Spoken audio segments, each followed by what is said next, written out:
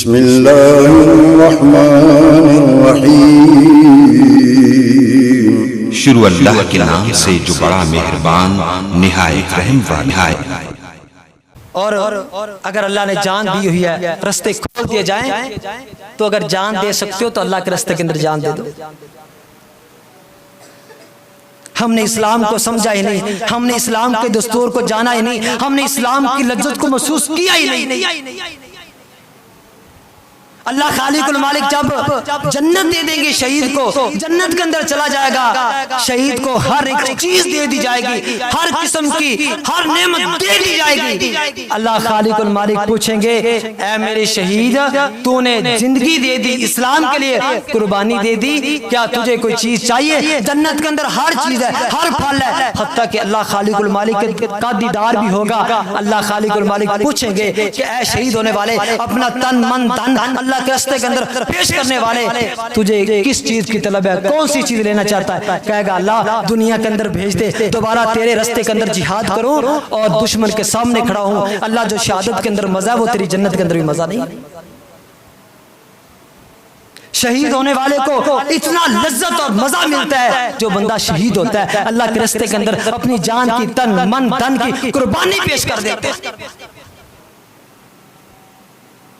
یہ تو جنت کی بات ہو رہی ہے۔ دنیا کے اندر شہید کا خون باغ میں گرتا ہے، زمین پر اللہ خالق المالک جنت کے اندر اس کا محل اس کو پہلے دکھا دیتے۔ ہمیں دنیا کے لذتوں نے، دنیا کے پیسے نے، دنیا کے پروٹوکول نے، دنیا کے ایسیوں نے ہمیں اللہ کی قسم مگن کر دیا۔ اصل کے اندر ہم نے اسلام کو سمجھا ہی نہیں، ہم نے اسلام کے دستور پر چلے ہی نہیں۔ اگر چلتے تو اللہ کی قسم ہمیں بھی صحابہ کرام جیسی لذتیں محسوس ہوتی، جس طرح صحابہ کرام نے اللہ کے پیغمبر علیہ السلام پر ایمان لے کر نبی علیہ السلام نے جہاد کے لیے پکارا۔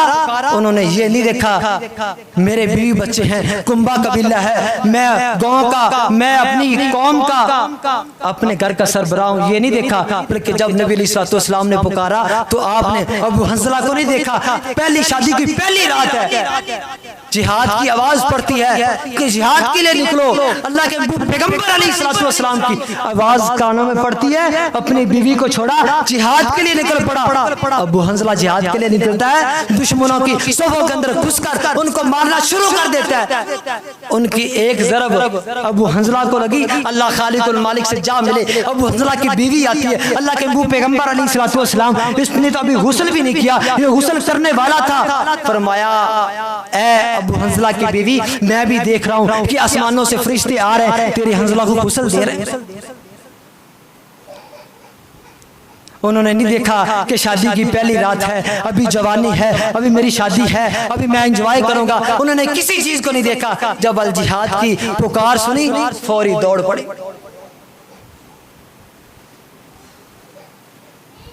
اور جنہوں نے اسلام کے لیے قربانیاں دی ان کو لذتیں آئی۔ آپ نے فرعون کی بیوی آسیہ کو نہیں دیکھا، محل کے اندر رہنے والی، بڑی اعلیٰ قسم کی زندگی بسر کرنے والی فرعون کی بیوی، وقت کا فرعون ہے، وقت کا بادشاہ ہے، ہمارے وزیر مشیر اس کے سامنے کچھ بھی نہیں تھے۔ فرعون، وقت کا فرعون، اس کی بیوی آسیہ جس نے موسیٰ علیہ السلام پر ایمان لے کر آئی، اس کے سامنے اس کے خامد نے اس کے بچے کڑائی کے اندر ڈال دیے، تپتے ہوئے تیل کے اندر ڈال دیے، اور اس نے اسلام سے بیزار نہیں ہوئے، اسلام کو چھوڑا نہیں۔ کہا یہ تو ایک بچہ، دو بچے ہیں، تین، اگر 1000 بچے بھی ہوں آسیہ اسلام کے لیے قربان کرنے کو تیار ہے۔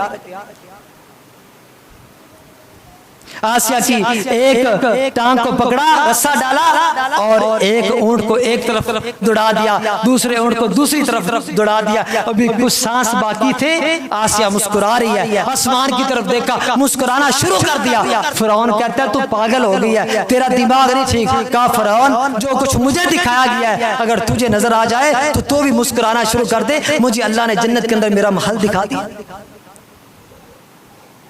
انہوں نے اسلام کے لیے قربانیاں دی، انہوں نے اسلام کے دستور کو زندہ کرنے کے لیے قربانیاں دی۔